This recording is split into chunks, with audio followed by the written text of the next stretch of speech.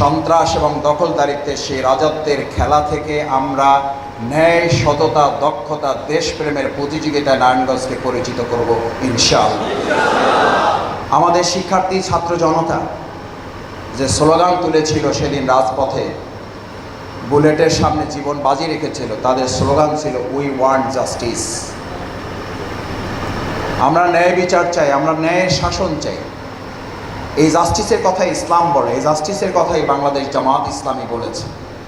Justice মুখের কথায় হয় না, সন্ত্রাসের গডফাদারদেরকে দিয়ে জাস্টিস করা যায় না বলেই আজ বাংলাদেশ জামাত ইসলামীর প্রতি এদেশের সাধারণ মানুষের ভালোবাসা কয়েক কোটি গুণ বৃদ্ধি পেয়েছে। আমাদের সাধারণ শিক্ষার্থী বন্ধুরা স্লোগান তুলেছিল আমরা বৈষম্যহীন একটা রাষ্ট্র প্রতিষ্ঠা করতে চাই।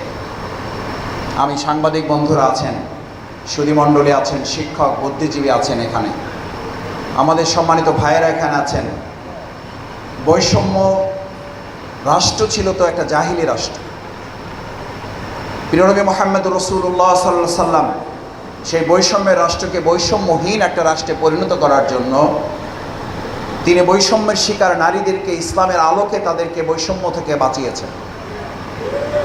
অর্থনীতির বৈষম্য বাঁচাবার জন্য প্রিয় নবী মুহাম্মদ রাসূলুল্লাহ সাল্লাল্লাহু আলাইহি সাল্লাম সুদমুক্ত অর্থনীতি ব্যবস্থা তিনি চালু করেছেন।